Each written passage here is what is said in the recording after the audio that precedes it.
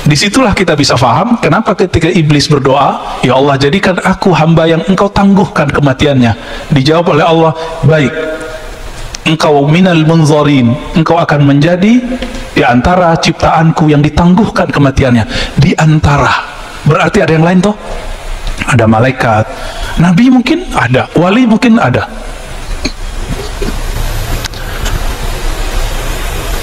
Maka wali Allah itu secara harfiah artinya orang yang disayang oleh Allah Subhanahu wa ta'ala, orang yang hidupnya diurus oleh Allah. Karena dia diurus oleh Allah, dia kemudian diberi sebuah tugas oleh Allah Subhanahu wa ta'ala, baru sah dia disebut wali. Ada penugasan Pak wali itu. Wali kelas aja diangkat, ada SK-nya. Masa waliullah nggak ada SK-nya? Tapi SK-nya bukan pakai tertulis gitu Pak ya. Tertulisnya bukan di kertas begini.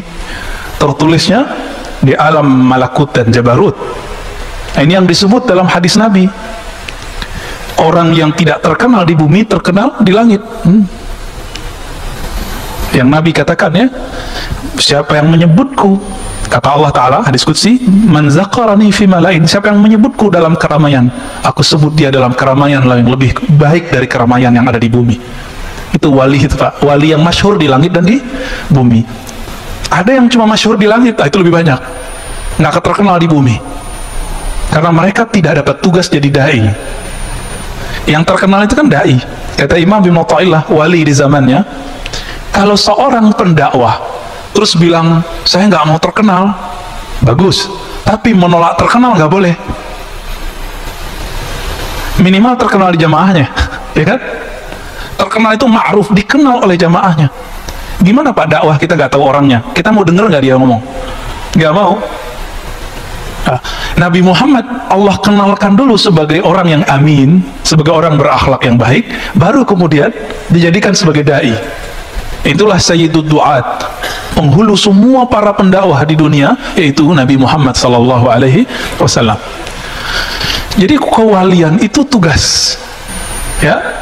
Bisa jadi ada orang ilmunya seperti wali kelas, tapi dia nggak dapat tugas. Bisa begitu? Bisa. Atau dia sudah selesai tugas pensiun, ilmunya melebihi semua profesor, bisa saja.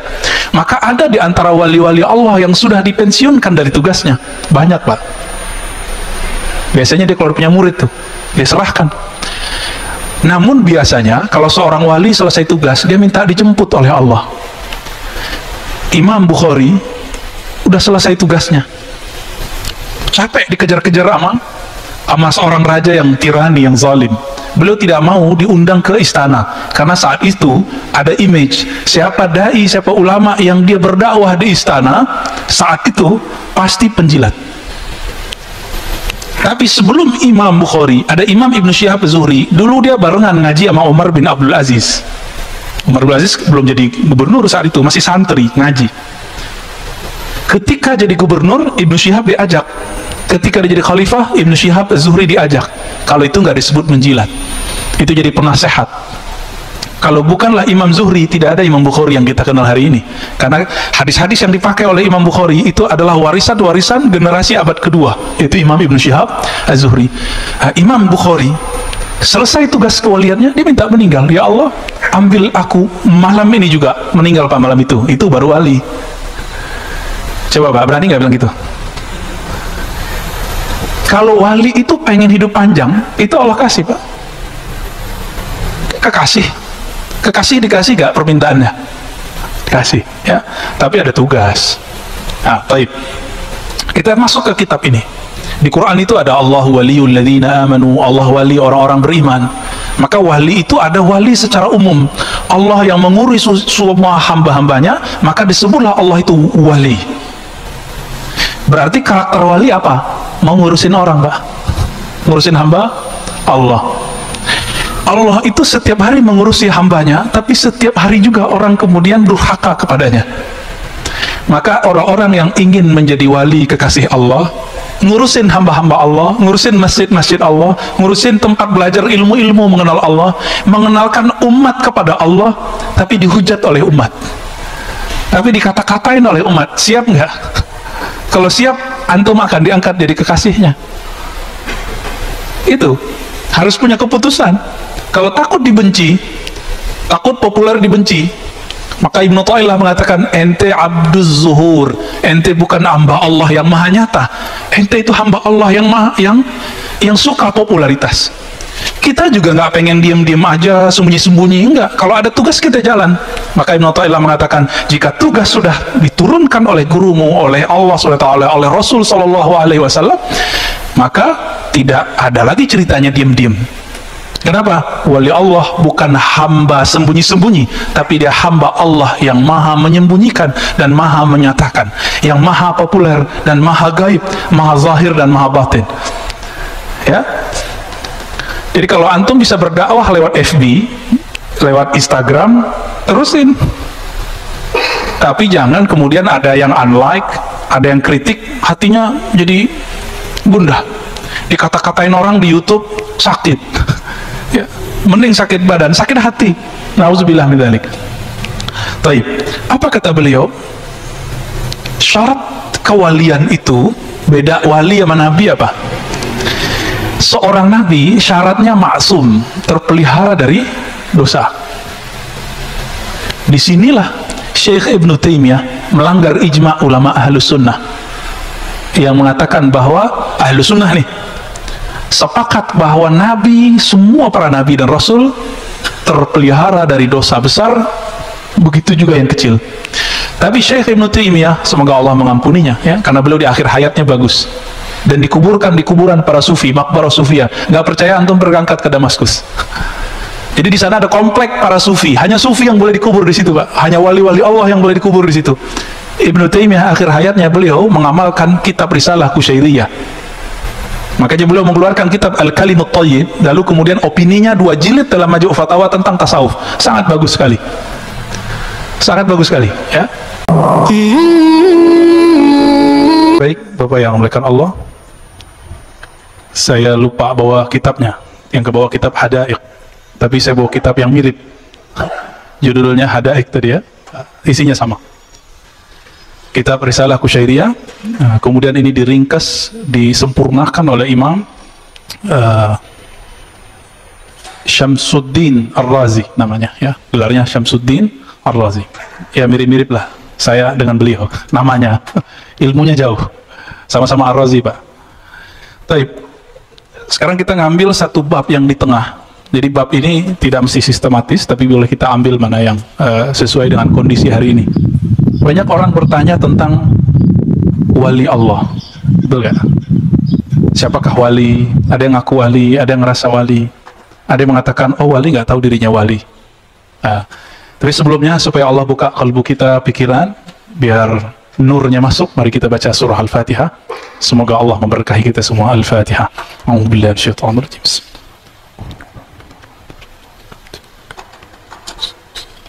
Siratal ladzina. Amin. Baik, teman-teman sahabat melakukan Allah, bahasa Arab wali itu ya wali. Bedanya wali itu orangnya. Waliullah orangnya. Nah, ilmu tentang itu disebut dengan walayah, perwalian. Masuk ke dalam bahasa Indonesia, terjemahannya minimal 2 ya, wali murid, wali kelas sama wali beneran. Ini berbeda ya, wali murid, wali kelas atau wali. Nah, maksudnya wali kelas ini contoh aja. Kenapa diartikan wali kelas? Karena dia mengurusi suatu wilayah. Udah jadi bahasa Indonesia wilayah. Maka seorang wali itu dianalogkan seperti seorang guru. Dia punya otoritas ngurusin satu kelas, satu wilayah. Maka disebutlah orang itu wali. Itu analog yang paling gampang. Ya. Jadi kalau mau sebut wali, dia punya walayah. Maka wali ini karena urusannya urusan rohani, dia tidak bisa dihitung dengan saya pakai gamis, saya pakai kopiah, saya pakai serban, saya pakai jenggot, itu gak ada urusan. Tasbih saya 1000, gak ada urusan, Pak. Ini urusan qalbu, urusan rohani. Maka mengenal wali tidak mungkin dengan mazahir, dengan penampilan-penampilan zahir, dengan penampilan fisik. Tidak mungkin dengan khawarikul adah, dengan kejadian-kejadian kesaktian, ya, keunikan-keunikan itu. Berjalan di atas air, kebal. Kenapa? Itu terjadi juga pada dukun. Ya kan? Mustajab doa, dukun mustajab terus doanya. Kenapa dukun bisa mustajab? Karena dia diajarkan oleh gurunya salah satu Ismul A'zam yang dulu dipakai oleh iblis. Iblis kenapa doa masih dikasih? Karena dia berdoa dengan Ismul A'zam, nama yang agung. Walaupun itu iblis, kalau udah minta pakai kunci pasti dibuka pintu langit. Walaupun itu kafir, tapi mintanya pakai kunci pasti dibuka. Disitulah kita bisa paham kenapa ketika iblis berdoa, ya Allah, jadikan aku hamba yang engkau tangguhkan kematiannya. Dijawab oleh Allah, baik, engkau minal munzarin, engkau akan menjadi di antara ciptaanku yang ditangguhkan kematiannya. Di antara, berarti ada yang lain toh? Ada malaikat, nabi mungkin ada, wali mungkin ada.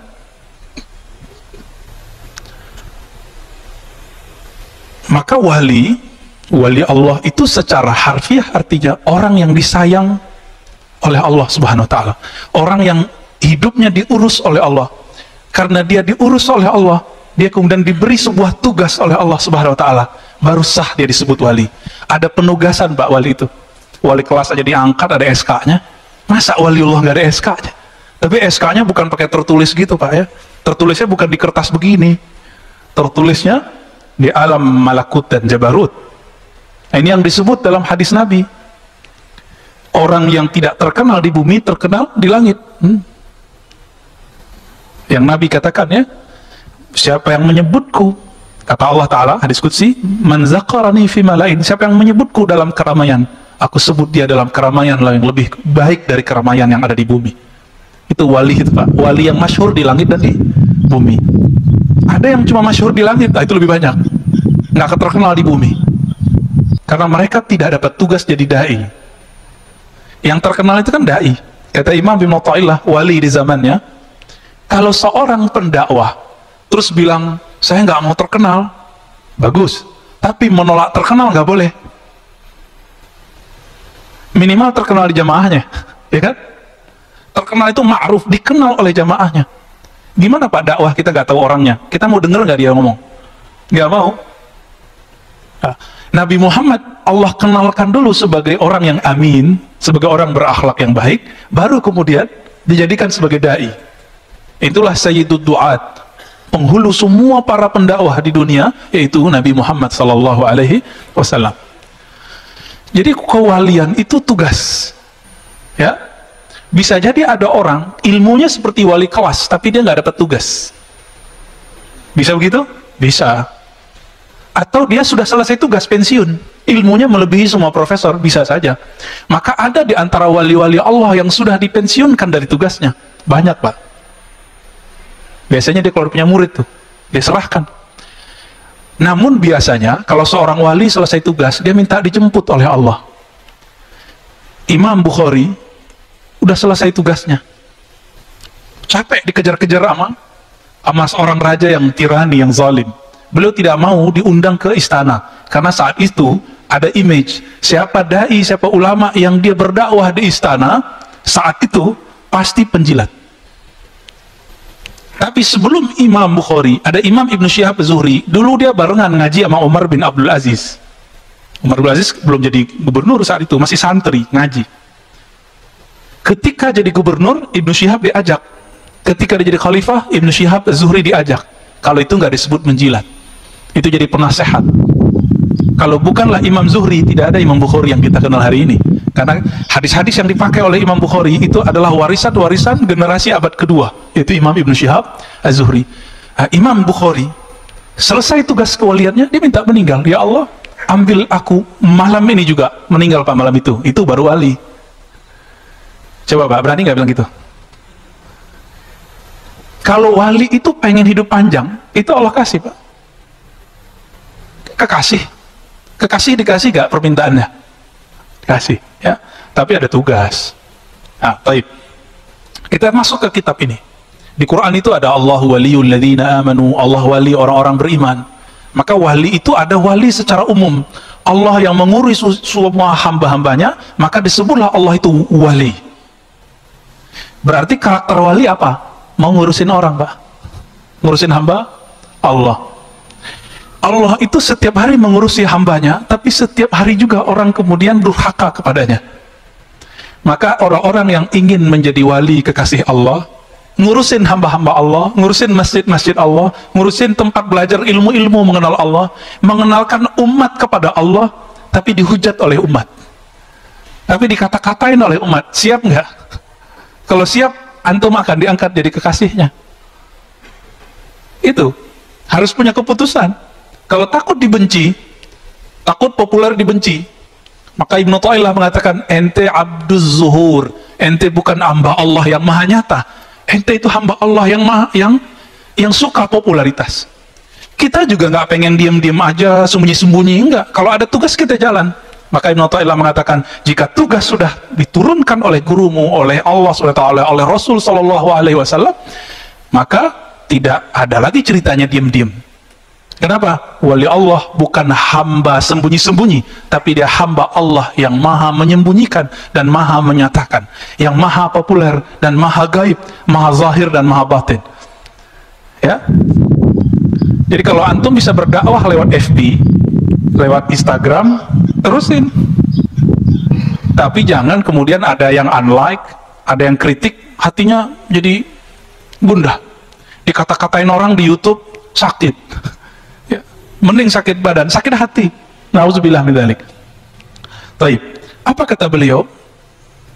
Syarat kewalian itu beda wali sama nabi apa?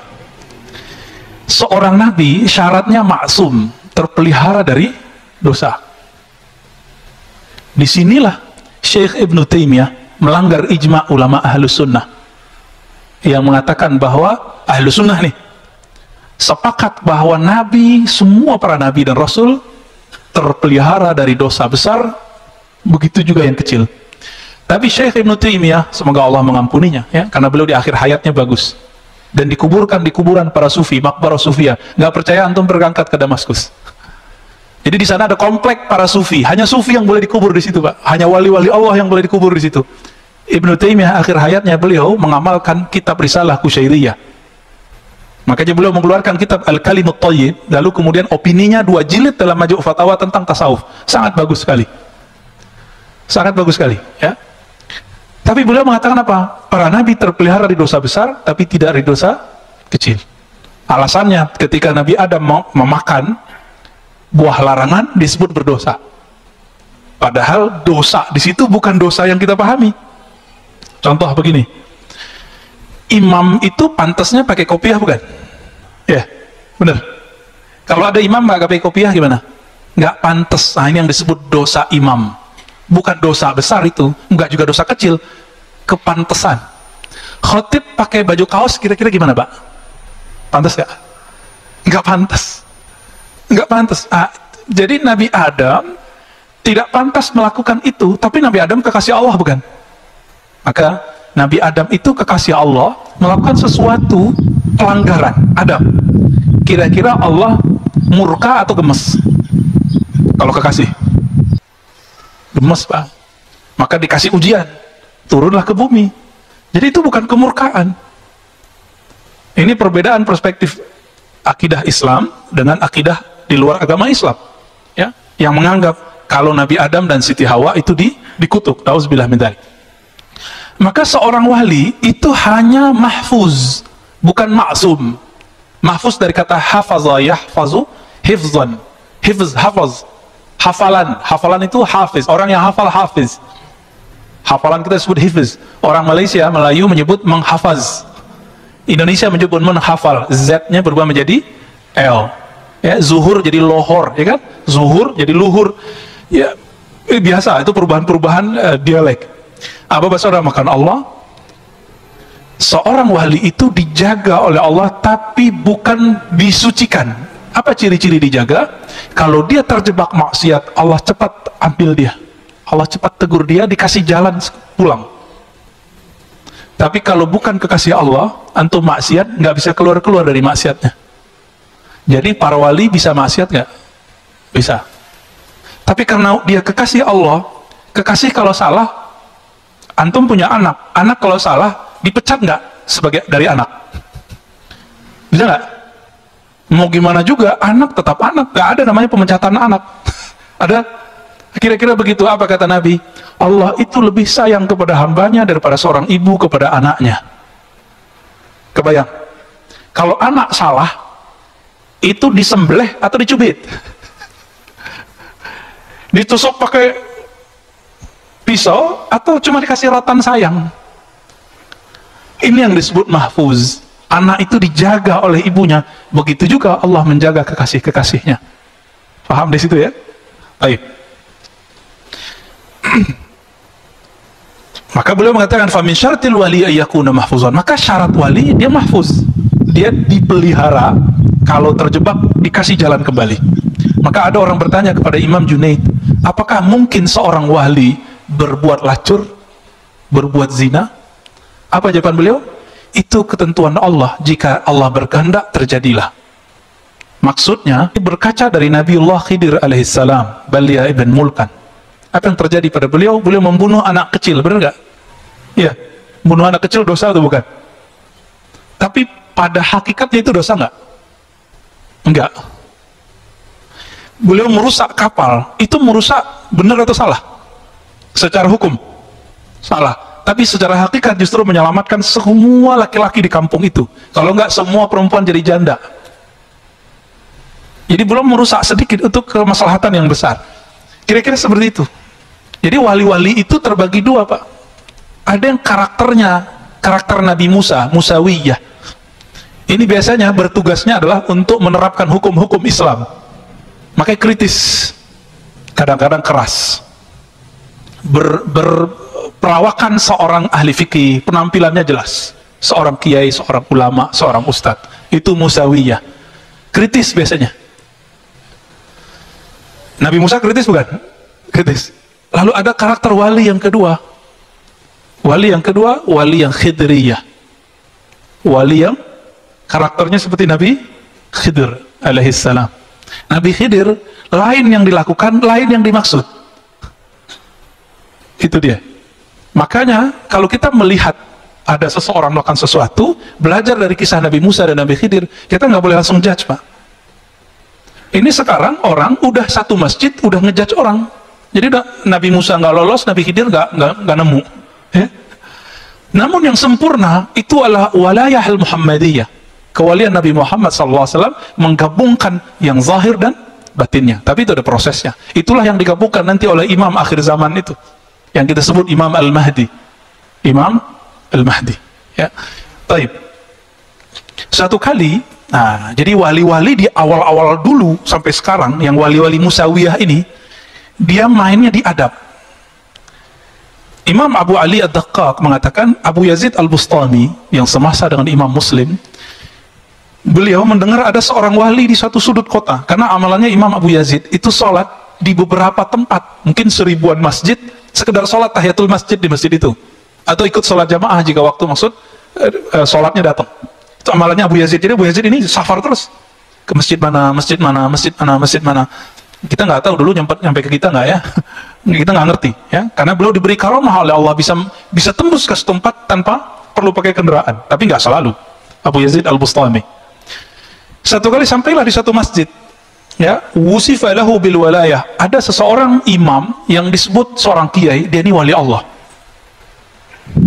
Imam Abu Yazid dapat tugas menentukan wali itu salah satunya adabnya bagus, adabnya tinggi. Dulu masjid bukan begini, Pak. Ini masjid jangan ngeluh ya, yang nggak pakai sejadah. Ya, ini udah enak nih, Pak. Dulu orang sholat di masjid pakai pasir.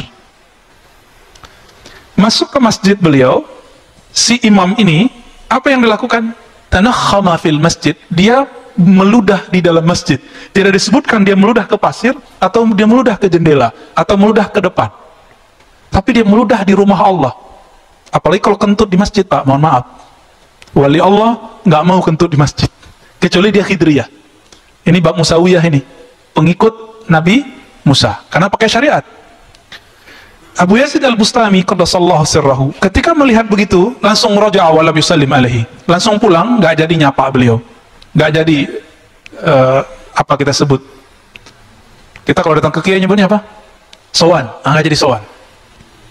Apa kata beliau? Man la yu'man ala adabin min abai syara' kaifa yu'man ala asraril haq. Jika ada orang tidak amanah terhadap adab-adab syariat, bagaimana dia bisa amanah terhadap tugas-tugas langit? Nggak mungkin. Gitu, ya. Maka kalau ada orang-orang yang melanggar syariat itu dan mengingkarinya, ini syaratnya. Jadi kalau yang bukan wali, Pak, ini wali nih kata orang, tapi kita jarang melihat dia melakukan ibadah misalnya, belum tentu dia gak ibadah. Kita harus dengar dari dia bahwa dia mengingkari ibadah itu, mengingkari syariat itu. Kalau dia mengingkari syariat itu, batal kewaliannya. Jadi kalau antum ketemu seorang wali, udah masuk waktu asar kok belum sholat-sholat. Karena wali ini kadang-kadang Allah kasih kelebihan bisa mecah badan. Siapa itu? Nabi Yakub. Nabi Yakub kekasih Allah bukan? Beliau nabi, nabi itu pasti wali. Nabi Yusuf sedang digoda oleh seorang perempuan, yaitu Zulaikha, sedang digoda itu. Tiba-tiba Nabi Yakub ada di depannya, memukul dia dengan tongkatnya. Nabi Yakub di mana? Di Yerusalem. Nabi Yusuf di mana? Di Mesir. Kok bisa pindah tempat? Padahal Nabi Yakub tidak pindah tempat. Itu yang disebut mecah, rohaninya mecah. Maka Nabi Muhammad SAW bisa saja dilihat dalam semalam orang mimpi dalam rupa yang berbeda-beda. Siapa yang mengatakan ini? Imam Ghazali. Diulang ini? Imam Ghazali. Diulangi oleh ahli hadis, Imam Ibnul Arabi Al-Ma'afiri, Imam ahli hadis dari Maroko, bukan Ibn Arabi yang Andalusi, ya. Baik. Kok jadi tegang gitu, Pak, bahas wali? Sekarang nggak pakai kitab dulu deh, ya. Pusing kalau pakai kitab. Masih ada waktu. Wali itu setinggi-tingginya wali, dia di bawah semua para nabi. Setinggi-tingginya para wali, dia pasti di bawah derajat para nabi. Dan setiap wali pasti mewarisi seorang nabi. Setiap wali. Dalilnya apa? Al-ulama warathatul anbiya. Ulama pewaris para nabi, bukan rasul. Maka yang diwariskan oleh seorang nabi adalah nubuatnya, bukan kerasulannya. Ada wali yang diwariskan oleh Nabi Ibrahim. Maka coba lihat nanti, tawakalnya tinggi, musuhnya banyak. Musuhnya banyak, tawakalnya tinggi. Pegangannya hasbunallah wa ni'mal wakil. Bukan bikin laris dagangan itu doa, ya. Nyampe di orang-orang yang uskun, ustadz tapi dukun, dipakailah hasbunallah waris para nabi, mesti juga 124.000 setiap masa. Setiap masa, Pak. Sekarang berapa jumlah umat manusia? Ada 7 miliar. Nah, yang wali-wali besar itu cuma 124.000. Kalau mereka hidup di zaman Bani Israel, mereka pasti nabi. Makanya dulu di zaman Bani Israel itu ada nabi semasa. Nabi Daniel, Samuel, apa itu semasa, bahkan umurnya panjang. Ada nabi yang mendekati masa kenabian Nabi Muhammad SAW, namanya Daniel. Ya ada, itu di daerah Syam. Dan dia tahu kemunculan Nabi Muhammad SAW karena kalbunya terang. Dia melihat di bagian selatan, dia kan melihat ke selatan, sudah muncul cahaya Al-Badar, rembulan, bulan purnama. Dia sudah melihat. Itu yang dilihat oleh Sofia ketika beliau bermimpi. Bulan purnama jatuh masuk ke kamarnya. Dia lapor ke ayahnya. Ayahnya seorang rahib. Digampar anaknya pingsan. Kenapa? Rahib ini tahu sang rembulan adalah Muhammad SAW. Maka mimpi itu oleh Imam Bukhari ditaruh dalam satu bab yang spesial, kitab Ta'birur Ru'ya dalam Sahih Bukhari, bab mengenai pentakbiran mimpi-mimpi. Jadi bagi ahli kalbu, mimpi itu adalah media, Pak, berita resmi dari langit. Kalau bumi kan kita baca CNN, TV One, Metro, apa ya, Berita Satu, ya, sama. Itu berita langit juga begitu, Pak. Ada channel-channelnya itu di kalbu itu. Belum tahu ya? Pengen tahu kalau kita sebenarnya sudah praktek. Antum menikah dulu kan, sebagian besar kan udah menikah nih, atau mau cari kerja, atau mau ngapain, istikharah nggak? Istikharah itu buka channel berita langit. Aku cocoknya milih yang mana ya Allah? Kira-kira gimana? Pernah? Berarti dulu pernah buka channel alam langit itu, alam Jabarut, alam Malakut. Kita pernah melakukan itu, Pak. Tapi karena tidak diolah, tidak diasah, nggak tajam. Nabi Muhammad SAW lama di Gua Hira, tajam. Setelah jadi Rasul pun masih itikaf, lebih tajam lagi. Ini para ustadz siapa yang suka itikaf? Orang itikaf dia jalan-jalan, ya, pindah pengajian sini, ya bener sih. Cuma kapan lagi dia itikaf? Akhirnya jamaahnya lebih tajam kolbunya daripada dirinya. Ini kejadian, Pak, di mana-mana. Ya, ini pelajaran buat saya. Karena kita berdakwah, kita ngajar, kita guru ngaji. Ngajar orang tapi kayak lilin, nyinari orang tapi kita kebakar. Inilah nasib orang yang tidak menyisihkan waktunya bersama Allah Subhanahu wa ta'ala. 124.000 itu dari mana? Secara fisik mereka dari Nabi Adam alaihis salam. Benar ya? Semuanya, benar. Ini anak Nabi Adam itu anak iblis. Nabi Adam ya? Sepakat. Karena semuanya keturunan Nabi Adam, semuanya keturunan Nabi Adam. Nabi Adam itu ditegur oleh Allah SWT, dikasih pengajaran. Saya pernah membahas ini. Suatu kali Nabi Adam ditanya, Adam, ente kok bisa sholawat? Tahu dari mana? Allah berbahasa basi, padahal Allah maha tahu semuanya. Ini dialog mesra Allah dengan kekasihnya. Apa jawaban Nabiullah Adam alaihissalam? Ya Rob, aku melihat ke arasmu, ke langit sana. Aras langit, jadi langit itu ada langit yang 7, ada langit aras, beda. Karena langit itu bahasa Arab artinya sumu, kullu ma'ala fahuwas sama. Semua yang tinggi disebut langit. Memandang dia ke atas, surga kan sudah di Sidratul Muntaha, sudah di atas langit ke-7 Pak. Melihat ke langit-langitnya Sidratul Muntaha, tembus pandangnya sampai ke aras Allah Subhanahu wa ta'ala. Di situ dia melihat nama Allah dan nama Muhammad atau Ahmad. Berpikirlah Nabi Adam, tidak mungkin ini nama biasa, pasti nama spesial. Karena nama pencipta digandengkan dengan nama seseorang. Ini coba lihat. Kalau dulu waktu masih kecil, waktu sekolah, sering nggak nulis nama kita love siapa gitu. I love siapa, ditulis Pak, bener nggak? Bahkan perempuan-perempuan kalau nikah atau pas ulang tahun sering buat kalung simbol namanya misalnya Sinta, cowoknya namanya apa namanya? Mahadi gitu ya, SM gitu. Dibuat love SM, simbol. Siapa yang mengilhami itu? Allah. Maka kita kalau di rumah, bagi yang tidak mengharamkan foto dia, ya kan? Kita kalau cinta Allah dan Rasul, kita kasih kaligrafi Allah Muhammad, ya kan? Itu siapa yang mengilhami? Allah Subhanahu wa ta'ala. Kita kalau cinta sama orang tua, kita taruh apa fotonya di rumah. Cinta guru, kita taruh gede-gede di rumah. Bener? Ya, kita kadang-kadang kita foto sama guru, kita pasang jadi ya, apa namanya, DP namanya, bukan DP mobil ya. Kenapa itu terjadi? Itu ilham dari Allah. Ini yang dilihat oleh Nabiullah Adam alaihissalam. Maka Allah mengatakan, ya Adam, tahukah engkau wahai Adam, siapakah itu Muhammad atau Ahmad? Apa jawaban Adam? Engkau yang lebih tahu ya Allah. Dijawab oleh Allah Subhanahu wa ta'ala, itu adalah orang yang karena dia aku ciptakan engkau.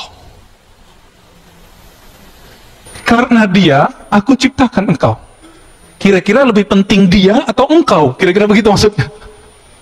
Dan itu menjadi mahar Pak, menjadi mahar pernikahan ibunda Sayyidatuna Hawa dan ayahanda Adam alaihissalam. Kan kita pantas menyebut itu, ya? Abuna Adam wa ummuna Hawa. Itu maharnya.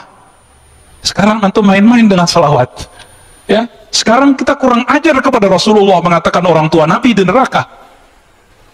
Dalam hadis yang sahih, Allah itu memerintahkan kepada Jibril untuk memilih siapa orang-orang terbaik di dunia. Maka terpilihlah Arab, keturunan Ismail, Adnan. Dari Adnan terpilihlah Quraisy, dari Quraisy terpilihlah Abdul Muttalib, dari Muttalib terus ya Bani Hashim, Abdul Muttalib ke bawah Abdullah, Aminah. Nabi Muhammad itu suci, benar gak?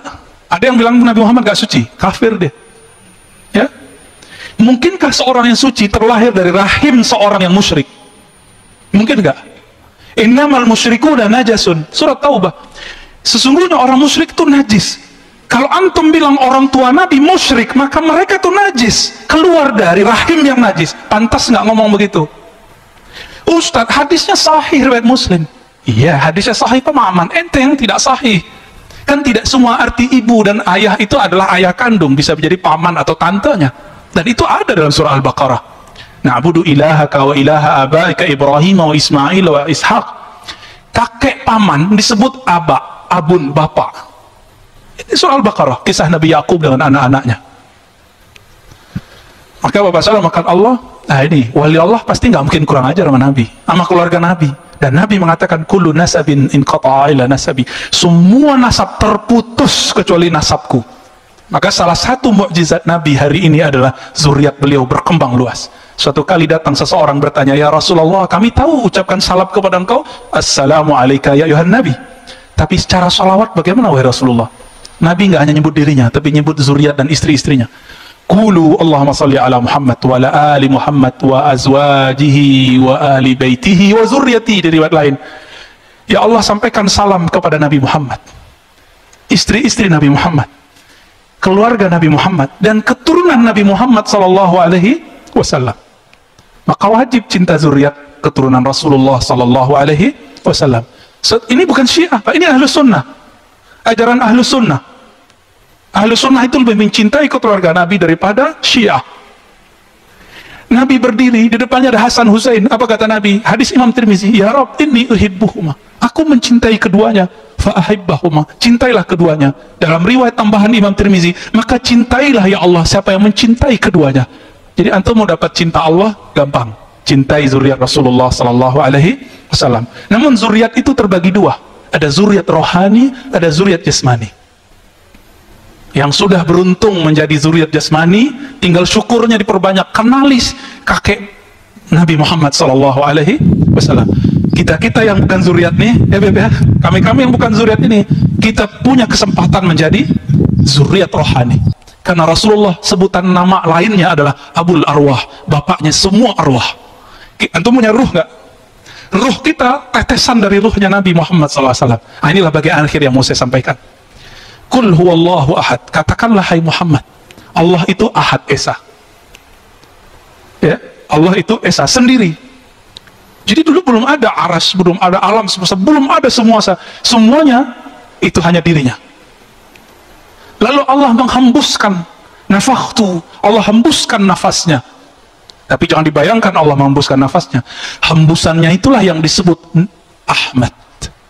Inilah yang dibahasakan oleh Nabiullah Isa, inni mubasyirum bi rasuli ya'ti min ba'di ismuhu Ahmad, surat Shaf. Jadi Nabi Isa menyebut Nabi Muhammad dengan nama azali. Nama azali itu alam sebelum alam ini. Siapa namanya? Ahmad. Aku mengabarkan kepada Bani Israel dengan Nabi yang namanya sudah ada di alam azali. Namanya siapa? Ahmad.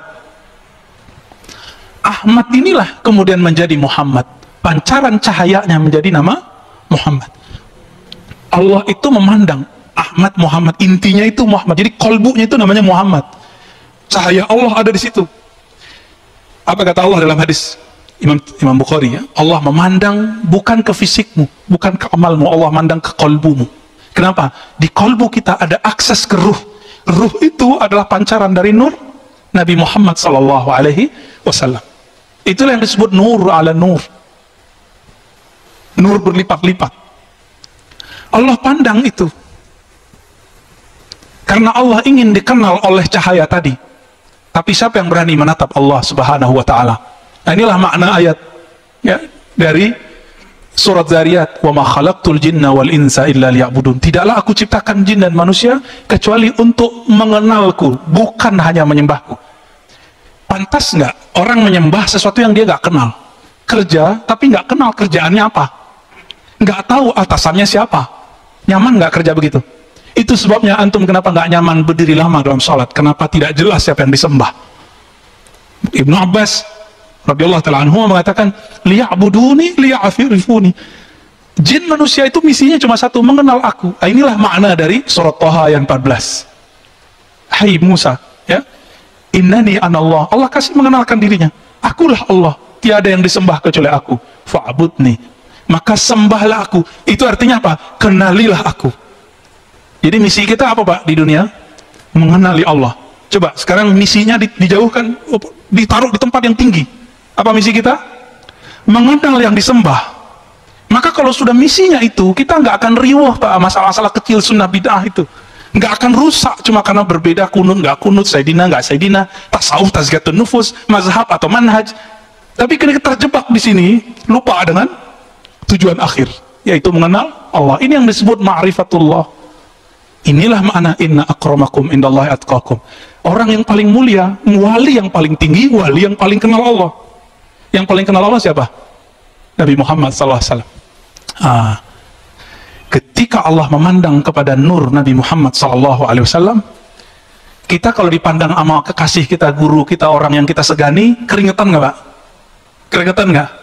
Ya, karena Allah memandang ke kolbunya alam Nur Muhammad sallallahu alaihi wasallam. Berkeringatlah cahaya itu, lahirlah dari tetesan cahaya itu 124.000. Itulah penjelasan kenapa para nabi 124.000. Meninggal para nabi semuanya ditutup oleh Nabi Muhammad SAW, maka para wali pun juga 124.000. Masih ingat perang terakhir yang paling keren? Perang Badar. Berapa jumlah sahabat Nabi yang berperang dengan beliau? 313. Disebut mereka Ahlul Badar. 313 lawan 1000, Pak. Seandainya lawan 10.000 juga masih menang. Kenapa? Karena yang 313 itu tidak takut kecuali hanya kepada Allah. Mereka paling mengenal Allah gitu. Makanya mereka ini nanti, salah satu kisah yang dibawa oleh Habib siapa yang cerita tentang Nuaiman, sahabat pemabuk, itu ajib, kita mau dengarnya kayak mau nangis ya? Karena beliau zuriat Rasulullah, bercerita tentang Nabi betul-betul dari dalam dirinya ya? Maka saksikan ya Allah, kami mencintai engkau, mencintai nabimu dan zuriat-zuriat nabimu. Nuaiman itu Ahlul Badar, karena imannya sudah menembus ke dalam relung hatinya. Tapi beliau punya kebiasaan buruk yang susah ditanggalkannya, yaitu maksiat, bukan maksiat ya, melakukan dosa minum toa. Di zaman Umar, tim-timnya Umar ini kan banyak. Laporan datang, ya Umar, itu kekasih Allah atau kekasih setan itu ya? Nah, ini sebagai akhir. Apa jawaban Umar? Oh, jangan kamu laknat dia, karena dia dicintai oleh Allah dan Rasulnya. Maka sahabat-sahabat semua, saya berdoa semoga kita termasuk yang 124.000. Jika tidak, antum termasuk yang mencintai yang 124.000. Amin ya rabbal alamin. Allahumma syfa'na bi syafaati nabiyyika Muhammad sallallahu alaihi wasallam. Subhanakallahumma wa bihamdika asyhadu an la ilaha illa anta astaghfiruka wa atubu ilaik. Assalamualaikum warahmatullahi wabarakatuh.